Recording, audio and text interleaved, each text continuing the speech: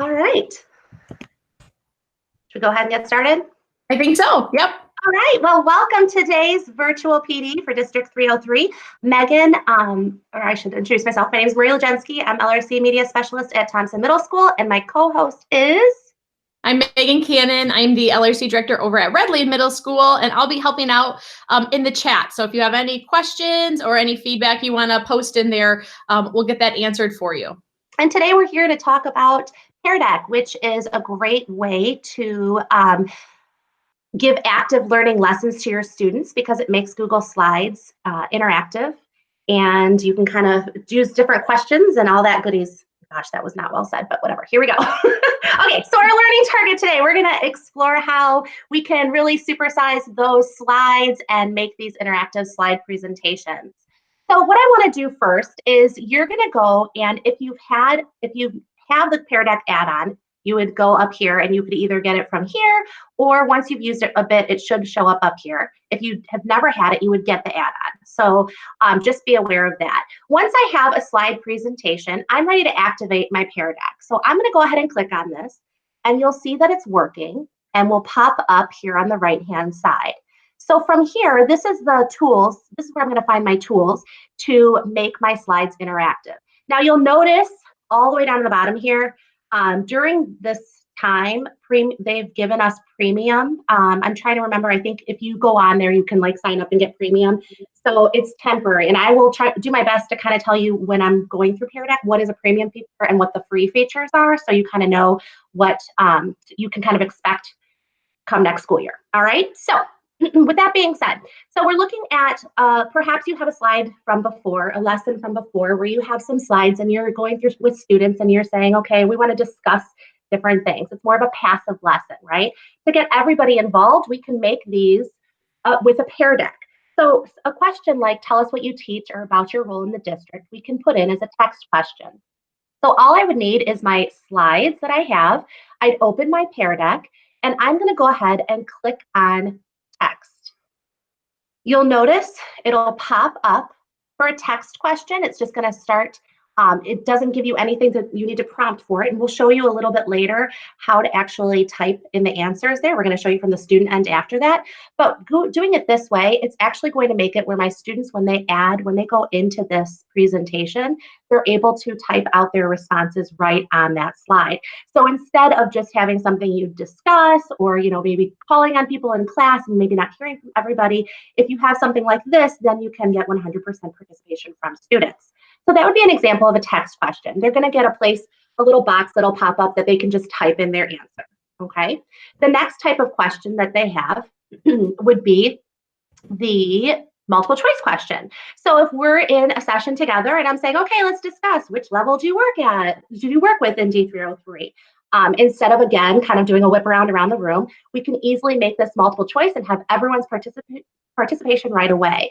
So you go to the next slide, or I'm going to go to the next slide so I can show you the after. I would click on multiple choice to make this slide a multiple choice slide. And for this one, I actually get to type in some things. So I will put elementary, middle, high, and I'm going to add K-12. Okay, and I can update the slide. So that's a little different than the text one. With the text one, it just kind of makes it a text one, but with multiple choice, I actually have to put in the choices for people. Now, if I go back and show you the difference on the bottom here, you can see this is like a little speech bubble for text. This one is a multiple choice one, so it has like the ABC over there. If I put the wrong one in, I could just go over here and I could click and it'll change it for me. All right. So the next, real quick, Mary, before you move on. So one of the questions was, where do the answers go? We are going to show you right now. We're just going to go through how you would set up Peridot on the slides, and then we're going to show you how it looks from the student's end, and then you'll see where the answers go. So just hang tight on that. Yeah, sorry. I should have set our agenda here. I have everything like my little list. No, you're doing great. Okay, all right, next. Moving on. So the next type of question I want to show you is a number question. So again, the before would look like, just kind of talking, turn to a partner, more of in-class discussion. And if we want to make something interactive, then we could make a number question here. So I'm going to show you with an after. If I click on number, it will add it to the bottom. Now, while this is happening, I want to point out too that this Pear Deck can be used in the classroom, or I should say instructor paced, which you could also use, I guess, during like a Google Meet like this, where the teacher is in control of it, or you can do something student paced. For our purposes right now with remote learning, I'm going to show you the student paced one. You would set it up the same way either way. It's just when we start the lesson, whether it's going to be, you'll have those two choices there. So you'll see this is a number one. It has a calculator there. All that means is that whatever question is on the slide, students will be able to type in a number for their answer, okay? The next one I'm going to do is actually this draw one here. So if I asked, you know, if we were doing this remotely, well, we are doing this remotely, but if I didn't have Pear Deck, I'd say, you know, draw a picture and then share the screenshot of what you think or how you're feeling during remote learning. To change this so it's an interactive slide, I would simply click on draw. Now you'll notice too with this one, I added in, or I left a space for kids to actually, or for people, my participants, to draw on the slide, because whatever you have on that slide is what they're going to be interacting with. So for this one, it's going to pop up with, if you're familiar with Seesaw, it'll pop up with like a text box with some like, you know, paintbrush type thing, and you know, for you to be able to fill in there. So they need a place to be able to put that work. And then the last one that we want to show you is the draggable one. So with this one, we try to stay on our D303 theme here. So if you make a list of some of the schools that you worked in D303 and put your most recent one on top, that would be using, you know, traditional pencil paper. But if you use the draggable feature, it would look something like you'd need something on the screen for someone to drag, and then you'd click on draggable. And with draggable, you're going to have some flexibility as far as what you want it to look like. So they're going to show me right here what it will look like on the screen for the student or the participant. So I can make things bigger, I can make things smaller, I can change it. I don't know if you noticed it, but in my directions, I used check mark and thumbs up. So like use a thumbs up for the school that you currently work in, or work at, and I can change the color of it. I can add up to 5. So I had check mark was my other direction there. If I can find that check mark, there it is. So I can, in my directions, I said put check marks, and there we go. I just want to change the colors of this, and you can have up to 5. So hopefully no one's worked at more than, well, if you've worked at more than 5, then that's fine. Nothing's wrong with that either. For this particular type of question, this is how I would choose. And I can see on my screen here how it's going to look and what the size is. So, if, you know, if I had something bigger, if I'm working with some littles, I might have less choices for them to go and drag. But I'll put these here. Now, obviously, if I was doing this with a class, I wouldn't have text underneath, so you can see this a little better. But for our purposes, I'm leaving that there. All right, so I'm going to update that slide, and now that is now an interactive slide. All right, so those are the types of questions that we have.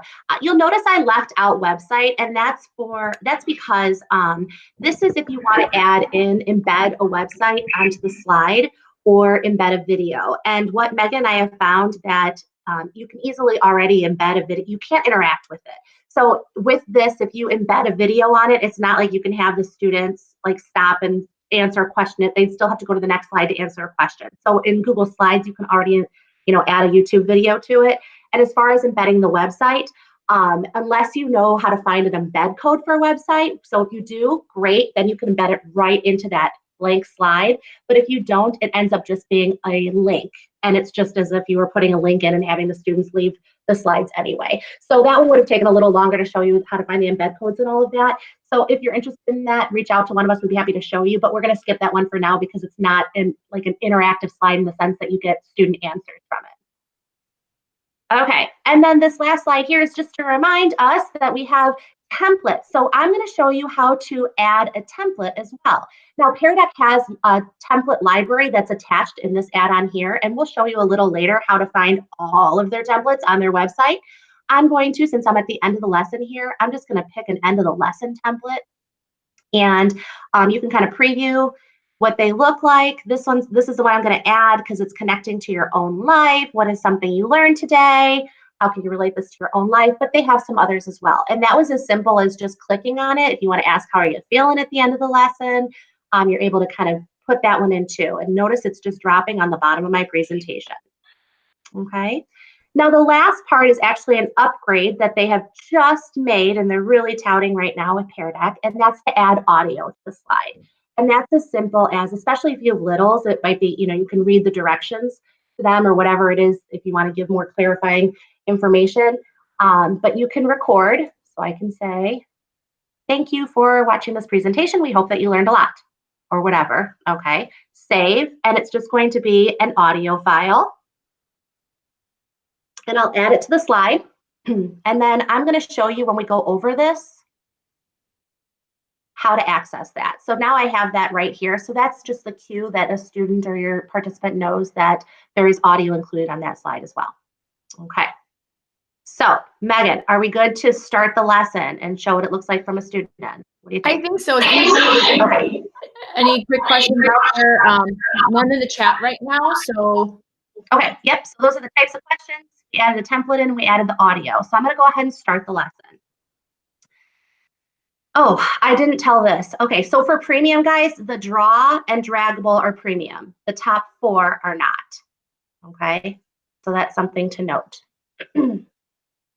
Now, when you go to start the lesson, you can choose student paced or instructor paced. So instructor paced will be real time. So again, at this time, if you're like in a Google Meet and you want to do it that way, other than that, I think that student paced is kind of where we're at right now. So I'm going to go ahead and click on that. It's going to prompt me and ask a couple of questions on how I'm going to share it with my students. So teacher dashboard, and we're going to show you that as well, but this is a premium feature. So it will have a lot more individualized information included in it, but they're just telling me that you have teacher dashboard, all right? And then this is typically how you will be able to share. Now, there's 3 different ways that you can share. You can copy this link, and you can give it to students through Google Classroom or whatever, emailing it, whatever you need to do. You can share to Classroom. However, this is a premium feature, so be aware that this is only going to be available while you have premium. Or you can instruct students to go to joinpd.com and then give them the code. Now, the joinpd.com and code only lasts for 1 week, whereas the link is going to be unlimited. So if you are assigning this to students to do, and during remote learning, as we know, there's a lot of flexibility, I would either, if you signed up for the premium, you share to Classroom or copy the link. I'm going to copy the link right now, and I'm going to open another tab so I can open up and show you from the student end. All right, so here I am. This is the teacher end. So this is how I can kind of see I'm at student paced. I have the code here in case someone needs to come in later and they join PD or whatever and need that. And then I can see that there's 1 student in there, and it's me. All right, so this is the teacher end, but right now I'm going to focus on the student end. Okay, so the first question they ask this every time, how are you feeling today? Or they can even skip it. I'm feeling pretty good, I think. All right, so you'll notice that this is just a regular slide. We didn't add any interaction. We didn't use our Pear Deck magic on this one. So it's just going to look the same. And they're fine to have in your Pear Deck. You probably don't need an interactive slide for every single slide that you use. So this was the before, where it had like, let's just discuss as a class. And now here's the after. Notice when I put the same exact question, but I added my Pear Deck on, and now I can put the answer here. Okay, and I'm going to put an answer in just so we can look at some of the data from it. Okay, when a student is done, they can add another response. They can just move on. So it's student paced. Okay, now let's say I forgot and I need to go back and change something. I would simply go back. It's totally editable. So this is before. It's just a regular slide with a question for discussion. This is when we made it interactive. So now I have a choice along the side. Okay, and then moving right along. Here's our before, and here's after. So I can go ahead and fill in my answers, and that was the number question. Here's a before of drawing a picture. Here's the after. I wish my eyes were this color. All right, and notice that we have a highlighter, line, text, eraser, all these goodies down here. Okay, for sake of time, I'm going to keep going through. All right, so that's the after. Here's the before, so perhaps you're doing regular pencil paper or just kind of turning in talk. Here's the draggable. So imagine if we didn't have the words here, it'd be a little bit easier to see. I can drag these over. And remember, there are many different options to drag. So we've seen this with maps as a background, and kids can kind of go and point to different things on a map. We've seen this where there's been, how are you feeling about, your knowledge of this, of dividing fractions, and kids can kind of move things along there. You can do even a math problem, and they had those math equations on there. So you can have like, is this equal to, greater than, less than, and different options. So you can kind of get creative with that. And then here is one of our templates that we gave. So notice that this is one that was made by Peridot. I just had to put in right away. So something that I learned, I can add some text, and I can say a lot. And to add another text in, I could say I learn every day. All right. So putting something in there, and if you have, kids, if you want them just to draw something, I should probably make it draw. So the pencil, I always choose pink because it's pink. All right. And then moving right along, I put another template in, but notice that it says audio included. To get to that audio, it's down here on the right-hand side.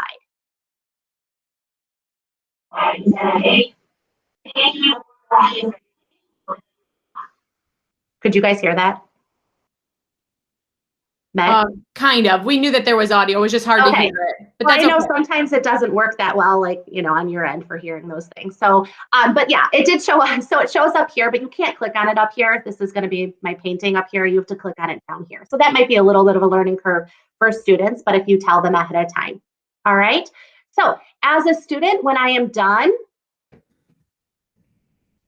I can go back, I can clear it out, but now I'm done. That's it. I'm done. Everything has been recorded. So on the teacher end, let me move this sucker over. On the teacher end for this, I can look, because now I flipped back here, and I can see, where am I? Oh, it says students on the slide. Hold on, Meg. Did you exit from the student? Let me end it. Let me end it. No, I'm going to do this one. Hold on. We practiced, I promise. Okay, I'm going to exit out of this. Yeah, I think you have to exit and then say yes for sure. Sure. Okay. But this is me ending this one. I'm going to call this one 4:30. All right. Save and end. All right. Fingers crossed, people. Of course, it doesn't work like it did last night for us, right? All right. Return to Google Slides. All right. So when I get back to my Google Slides, right? So I'm going back here. So now I'm back in like that teacher mode. So typically we wouldn't have both the teacher and the student aspect of it. And so I think that's why it's getting a little confused here. But when I'm done, when I know that after a week and my students have done this assignment, I can go, and if I go to my little hamburger here on the right-hand side, I can go to review sessions. All right. And now this is going to pop out and take me to the Peridot website. And from here, this is where you'll see the data from the session. So you'll see that my session right here on 4:30. All right. And I can go ahead and see the teacher dashboard view if I click on this. And this is where you'll see all of your student data. Megan. Is it there? Go to the after. Hold on. That's a before slide. So go to the after slide. Yes, but hold on, because remember at the top it has this is so embarrassing. You're doing fine. But why isn't it showing the little thing at the top?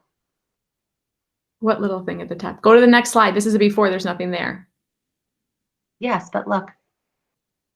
Oh, there. Okay, yeah. I'm not dumb. Okay, you're good. All right, it's there, my people.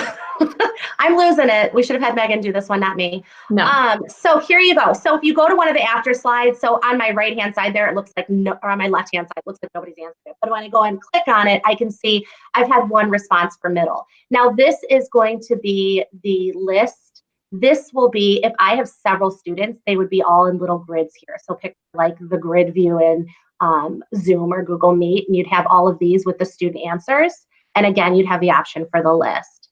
So if I go back, so if I have my before, there's not going to be anything on it, but my after, I can see that one person who responded had 17, but you'd be able to see everybody's on there, okay? As far as the after here, oh, I didn't press submit, there it is, okay? Here's the grid layout and the list layout for it. All right, and you can see everybody's responses as you go through on this way in here. So let me show you one more time again. If I was in my slides and I go to review sessions, it pops out to Peridot. Now it's going to automatically, if I go from there, it's going to go from sessions. However, if I just go to Peridot and I sign in and I go to home, like when I sign in, it's going to be at home. If I click on sessions, it'll take me there as well. So from here, the premium version, you're going to be able to see individual student names.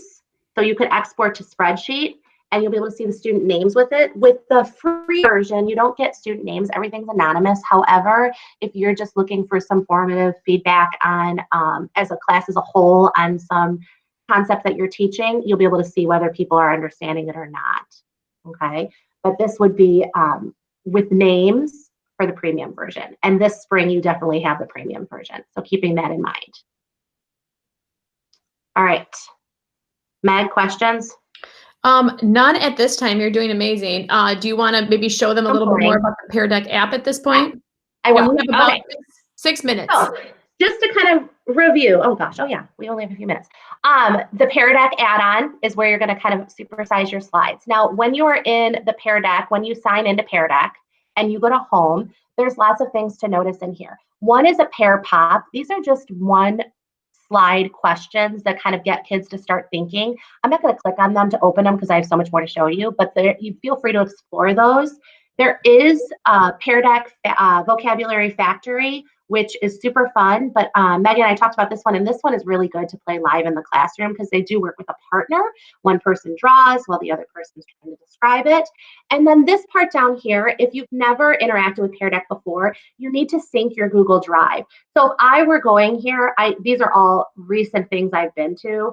But so like yesterday, I was working with our FACS teacher on a fashion design. So you can see her slides are right here. So I could also open up the slides from here or open up any file from Google Drive and go to my slides so that I can start working in Peridot.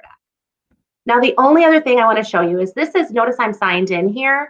So this is what it looks like. But if I wasn't signed in, it actually takes you to peridot.com like this.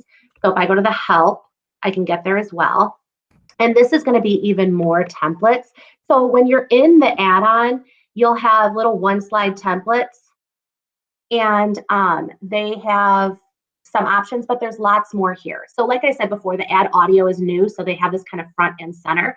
But as you scroll down, you can, as you go to resources and orchard, think of a pear orchard.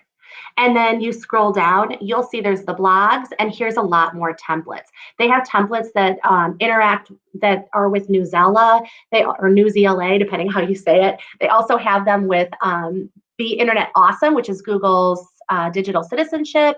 So you'll see that there's daily decks. You can see they're already pre-made. They have something called Weekly Wonders. And with Weekly Wonders, they have it actually leveled from elementary, middle, and high school. So you can kind of explore some of those. If you find something that you want to see or that you'd like to use, you'd actually just click on it. And this is true of any of the templates, even the pops on that first page. If you see someone or something that you'd like to use, you click on it, and then it's going to prompt you to either make it in Google Slides or in the Microsoft 365 equivalent. So you'll be able to copy it to your drive, open it up, and you'll be able to edit it from there. And it's going slowly. Any questions while we're waiting on this? So one question was, should we start in the website rather than in a slide? And that's really just a preference. What do you think, Marie? Yes. Well, and we did talk about that quite a bit, didn't we, Megan? Like, okay, Should we start on the website? And, it's up to you. If you want to start, if you feel more comfortable just going to the website, using one of their templates and just sharing it out that way and practicing in that way, that's totally fine. We wanted to show it from if you had slides and kind of how to take a before of slides and how to make them interactive. So because a lot of people already have a lot of slides made for different units that they're instructing and different things that they're, pushing out to kids. And so this way you can easily just click on the add-on. This one is not. Oh, here we go. Okay. But if you want to use a template, this is what it would look like. Okay, so then you'd be able to share these. You'd still share it with Pear Deck. So you'd go through and you'd edit these if you need to, or whatever you need to do with them. All right.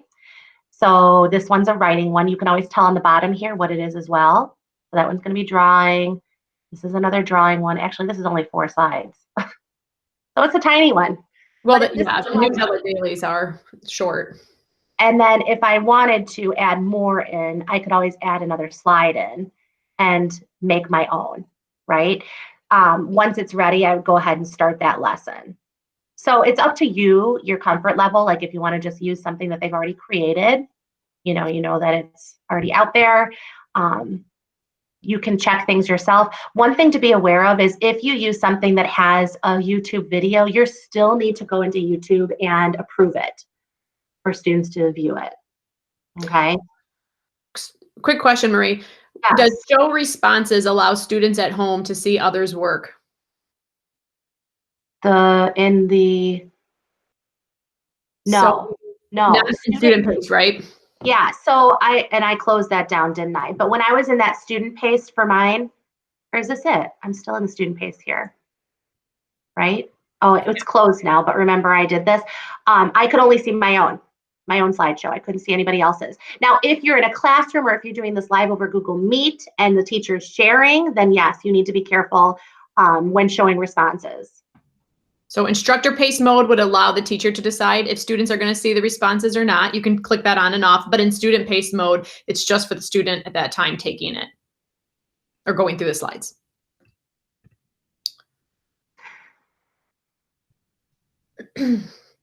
Any other thoughts or questions? All righty.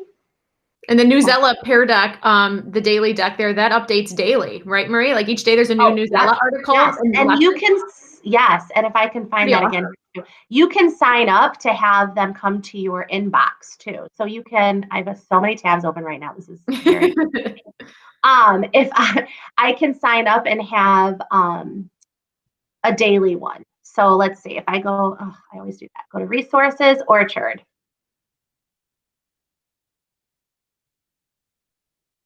So for like a day, see all the daily decks. And there will be a subscribe button on the bottom right here. So if you want to have emails every day from Pear Deck with just some options, and it's not, I know a lot of people don't like to sign up for emails, but you can just delete it when it comes in. And then one day you're like, oh yeah, I forgot about this. This is great. So it's up to you. But yeah, you can sign up for those and they'll just send you. And the same for the weekly wonders, right, Marie? Yes. You can sign up for those too. The daily deck and the weekly wonder. Yeah. So if you want to get them just weekly, that would work too. Yep. So that's all for today, folks. We would really encourage you. One thing Pear Deck does so well is provide resources. There's like PD webinars daily that they offer. There are blog posts that they put, like Marie showed, on that resource homepage. So if this is something that you want to continue learning and digging into, there's an abundant amount of help out there for this awesome tool. And we will say too, to get the most amount of Pear Deck on their website, do not log in. It's kind of weird, but this will have all of your resources right here. The minute that you log in, it changes where it's just like your home and your sessions. Now I can get back there by going to help, and it'll pop out and opening another one. But really, most of the features are going to be on their regular website. Which is kind of weird and backwards in what we're used to, right? We're so used to logging in and then being like, oh, look at all this. But for some reason, they've stored all their resources on the homepage prior to logging in. So, whatever. As long as you know it's there. Any other questions? Awesome. New learning is the feedback on, oh, the spreadsheet. Yes. Okay. So if you guys wouldn't mind providing feedback for us, let me go ahead and grab that